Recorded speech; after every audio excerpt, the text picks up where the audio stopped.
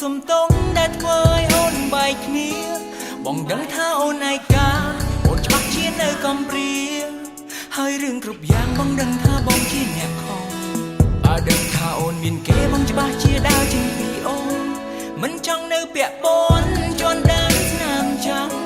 ឈានជើងទៅចិត្តអូនចង់ដឹងសេចក្ដីប៉ុណ្ណឹងបងគ្មានបំណងចង់ឲ្យអូនឆ្លោះគ្នាទេបងខំលួចញញឹមពីចម្ងាយពេលបងបានឃើញត្រានត្រៃអូនសើចសប្បាយលួចគិតក្នុងចិត្តថាពេលនេះអូនមានក្ដីសុខហើយអូនមិននៅយំទៀតឡើយតែចុងក្រោយអូនបែរជាទឹកណែកឲ្យរូបបងសុំទងរាល់កំហុសដែលធ្វើឲ្យអូននឹងគេពេលនេះបាក់បែកអ្វីៗគ្រប់យ៉ាងមកពីបងនឹករូបអូនខ្លាំងពេកដល់ថ្នាក់គេសុំអូនបែកចែកពីអូន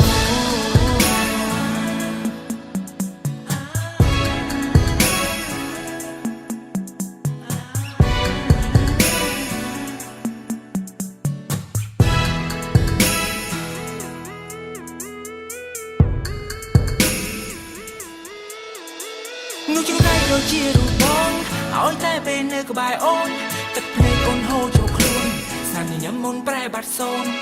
តើគួរធ្វើយ៉ាងណាជារឿងកើតដោយចេតនាបងពិតជាគ្មានបំណងទេមានគេធ្លាប់ប្រាប់បងដែរថាធាតុយើងមិនត្រូវគ្នាឲ្យតែនៅក្បែរអូនទឹកភ្នែកអូនហូរវេទនាដាក់ចិត្តដើរចេញពីអូនតែបេះដូងបងនៅពុំងារតើបងគួរត្រូវធ្វើយ៉ាងណានោះដូចជាបងមិនស័ក្តិសមនៅក្បែរអូនទឹកភ្នែកហូរហាមចុះបងដឹងខ្លួនថាបងជាមនុស្សចង្រៃយើងខកឃ្លាតគ្នាខុសឆ្នាំខែខុសថ្ងៃអនិច្ចាចរណៃជួបតែរឿងចង្រៃដោយសារតែរូបបង